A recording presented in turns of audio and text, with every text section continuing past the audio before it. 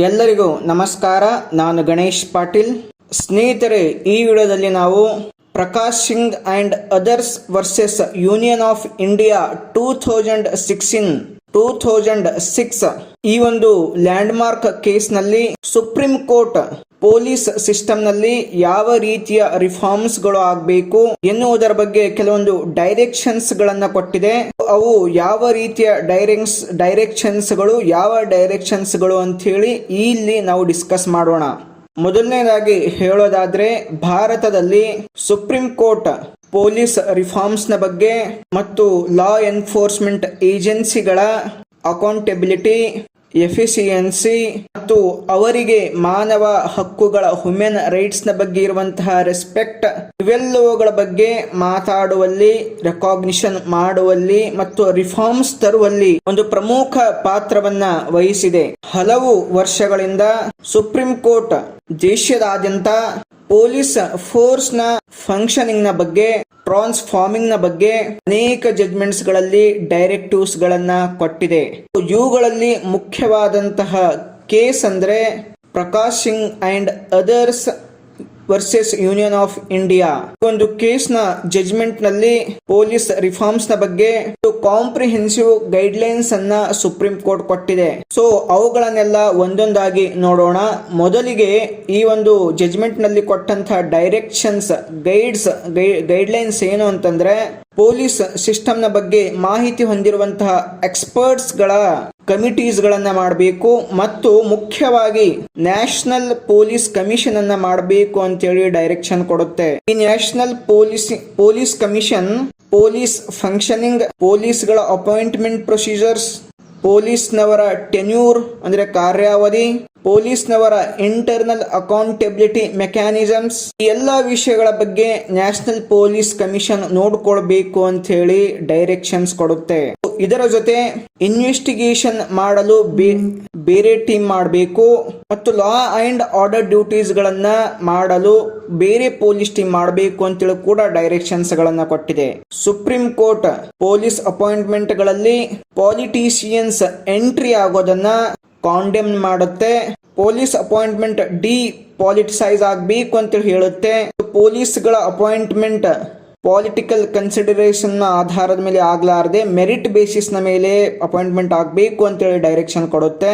Police officers ಗಳನ್ನ political influence ನಿಂದ ರಕ್ಷಣೆ ಮಾಡುವ ಸಲುವಾಗಿ ಈ ಪೊಲೀಸ್ ಆಫೀಸರ್ಸ್ ಗಳ ಒಂದು ಟೆನ್ಯೂರ್ ಏನಿದೆ ಅದನ್ನ ಫಿಕ್ಸ್ ಮಾಡಬೇಕು. ಈ ರೀತಿ ಫಿಕ್ಸ್ ಮಾಡಿದ್ರೆ ಅವ್ರು ಎಫಿಷಿಯಂಟ್ ಆಗಿ, ಸ್ಟೇಬಲ್ ಆಗಿ ತಮ್ಮ ಡ್ಯೂಟೀಸ್ ಗಳನ್ನ ಪರ್ಫಾರ್ಮ್ ಮಾಡಬಹುದು ಅಂತೇಳಿ ಡೈರೆಕ್ಷನ್ ಕೊಡುತ್ತೆ. ಇದೇ ಕೇಸ್ ನಲ್ಲಿ supreme court police establishment boards ಗಳನ್ನ ಎಸ್ಟಾಬ್ಲಿಷ್ ಮಾಡಬೇಕು. ಸ್ಟೇಟ್ ಲೆವೆಲ್ ನಲ್ಲಿ ಈ ಎಸ್ಟಾಬ್ಲಿಷ್ಮೆಂಟ್ ಬೋರ್ಡ್ಸ್ ಗಳು ಇರಬೇಕು. ಕೇವಲ ಈ ಎಸ್ಟಾಬ್ಲಿಷ್ಮೆಂಟ್ ಬೋರ್ಡ್ಸ್ ಗಳೇ ಪೊಲೀಸರ ಟ್ರಾನ್ಸ್ಫರ್ಸ್ ನ ಬಗ್ಗೆ, ಪೋಸ್ಟಿಂಗ್ಸ್ ನ ಬಗ್ಗೆ, ಪ್ರಮೋಷನ್ಸ್ ನ ಬಗ್ಗೆ, ಅದರ್ ಪರ್ಸನಲ್ ಮ್ಯಾಟರ್ಸ್ ಗಳ ಬಗ್ಗೆ ಡಿಸಿಷನ್ ಅನ್ನ ತೆಗೆದುಕೊಳ್ಳಬೇಕು. ಇದರಿಂದ ಏನಾಗುತ್ತಂದ್ರೆ ಪೊಲೀಸ್ ಫೋರ್ಸ್ ಅನ್ನ ಒಂದು ಪೊಲಿಟಿಕಲ್ ಇಂಟರ್ಫಿರೆನ್ಸ್ ಏನಿದೆ ಇದರಿಂದ ಇನ್ಸುಲೇಟ್ ಮಾಡಬಹುದು ಮತ್ತು ಪೊಲೀಸರ ಒಂದು ಡಿಸಿಷನ್ ಮೇಕಿಂಗ್ ಪ್ರೊಸೆಸ್ ನಲ್ಲಿ ಟ್ರಾನ್ಸ್ಪರೆನ್ಸಿ ಮತ್ತು ಫೇರ್ನೆಸ್ ಅನ್ನ ತರಬಹುದು ಅಂತ ಹೇಳಿ ಗೈಡ್ ಲೈನ್ಸ್ ಕೊಡುತ್ತೆ. ಈ ಕೇಸ್ ನಲ್ಲಿ ಕೊಟ್ಟಂತಹ ಮುಖ್ಯವಾದ ಡೈರೆಕ್ಷನ್ ಅಂದ್ರೆ, ಇನ್ವೆಸ್ಟಿಗೇಷನ್ ಮಾಡುವ ಸಲುವಾಗಿ ಒಂದು ಸಪರೇಟ್ ಪೊಲೀಸ್ ವಿಂಗ್ ಅನ್ನ ಇಡಬೇಕು ಮತ್ತು ಲಾ ಅಂಡ್ ಆರ್ಡರ್ ಫಂಕ್ಷನ್ಸ್ ಗಳನ್ನ ಮಾಡುವ ಸಲುವಾಗಿ ಸಪರೇಟ್ ಪೊಲೀಸ್ ವಿಂಗ್ ಅನ್ನ ಇಡಬೇಕು. ಇದರಿಂದ ಪೊಲೀಸರ ಮಧ್ಯೆ ಇರುವಂತಹ ಕನ್ಫ್ಲಿಕ್ಟ್ ಆಫ್ ಇಂಟ್ರೆಸ್ಟ್ ಅನ್ನ ಪ್ರಿವೆಂಟ್ ಮಾಡಬಹುದು. ಅವರ ಎಫಿಷಿಯನ್ಸಿಯನ್ನ, ಇಂಪಾರ್ಶಿಯಾಲಿಟಿಯನ್ನ ಎನ್ಹ್ಯಾನ್ಸ್ ಮಾಡಬಹುದು. ಇನ್ವೆಸ್ಟಿಗೇಷನ್ ಮಾಡುವ ಸಲುವಾಗಿ ಕ್ರಿಮಿನಲ್ ಇನ್ವೆಸ್ಟಿಗೇಷನ್ ಡಿಪಾರ್ಟ್ಮೆಂಟ್, CID ಅಥವಾ ಇನ್ನಿತರ ಕ್ರೈಮ್ ಬ್ರಾಂಚ್ ಗಳನ್ನ ಎಸ್ಟಾಬ್ಲಿಷ್ ಮಾಡಬೇಕು. ಇದರಿಂದ ಏನಾಗುತ್ತಂದ್ರೆ ಅವರು ಲಾ ಅಂಡ್ ಆರ್ಡರ್ ಡ್ಯೂಟೀಸ್ ಗಳನ್ನ ಬಿಟ್ಟು ತಮ್ಮ ಒಂದು ಇನ್ವೆಸ್ಟಿಗೇಷನ್ ಅನ್ನ ತುಂಬಾ ಎಫಿಷಿಯಂಟ್ ಆಗಿ ಹ್ಯಾಂಡಲ್ ಮಾಡ್ತಾರೆ ಅಂತ ಹೇಳಿ ಡೈರೆಕ್ಷನ್ ಕೊಡುತ್ತೆ. ಮುಂದೆ ಫರ್ದರ್ ಆಗಿ supreme court police complaints authorities ಗಳನ್ನ ಎಸ್ಟಾಬ್ಲಿಷ್ ಅಥವಾ ಸೆಟ್ಟಿಂಗ್ ಅಪ್ ಮಾಡೋದಕ್ಕೆ ಡೈರೆಕ್ಷನ್ ಕೊಡುತ್ತೆ. ಸ್ಟೇಟ್ ಲೆವೆಲ್ ನಲ್ಲಿ, ಡಿಸ್ಟ್ರಿಕ್ಟ್ ಲೆವೆಲ್ ನಲ್ಲಿ ಈ ಅಥಾರಿಟೀಸ್ ಗಳಿರಬೇಕು. ಪೊಲೀಸ್ ಮಿಸ್ಕಂಡಕ್ಟ್ ನಿಂದ ಗ್ರೀವಿಯನ್ಸ್ ಗೆ ಒಳಗಾದಂತಹ ಜನರ ಒಂದು ಗ್ರೀವಿಯನ್ಸ್ ಅನ್ನ ಅಡ್ರೆಸ್ ಮಾಡೋ ರೀತಿ ಆಗಬೇಕು. ಈ ಅಥಾರಿಟೀಸ್ ಗಳು ಇಂಡಿಪೆಂಡೆಂಟ್ ಆಗಬೇಕು.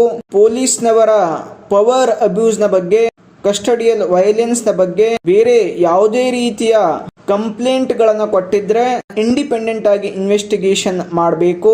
ಇದರಿಂದ ಏನಾಗುತ್ತಂದ್ರೆ ಪೊಲೀಸ್ ಫೋರ್ಸ್ನ ಬಗ್ಗೆ ಜನರಲ್ಲಿ ಒಂದು ಟ್ರಸ್ಟ್ ಮೂಡುತ್ತೆ ಅಂತ ಹೇಳಿ ಡೈರೆಕ್ಷನ್ ಕೊಡುತ್ತೆ ಮತ್ತು ಇದರ ಜೊತೆ ಪೊಲೀಸ್ನವರು ಅಕೌಂಟೇಬಲ್ ಆಗಿರ್ತಾರೆ ಅಂತ ಹೇಳಿ ಡೈರೆಕ್ಷನ್ ಅನ್ನ ಕೊಡುತ್ತೆ.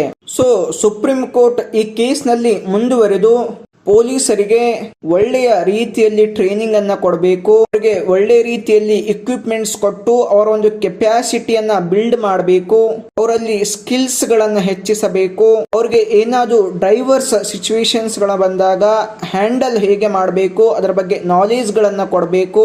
ಅದಕ್ಕಾಗಿ ಸ್ಟೇಟ್ ಗಳಿಗೆ ಪೊಲೀಸ್ ಟ್ರೈನಿಂಗ್ ಕಮಿಷನ್ಸ್ ಗಳನ್ನ ಎಸ್ಟಾಬ್ಲಿಷ್ ಮಾಡಬೇಕು, ಅಲ್ಲೊಂದು ಟ್ರೈನಿಂಗ್ ಕರಿಕ್ಯುಲಮ್ ಅನ್ನ ಇಟ್ಕೊಳ್ಬೇಕು, ಅದರಂತೆ ನಡ್ಕೊಳ್ಬೇಕು.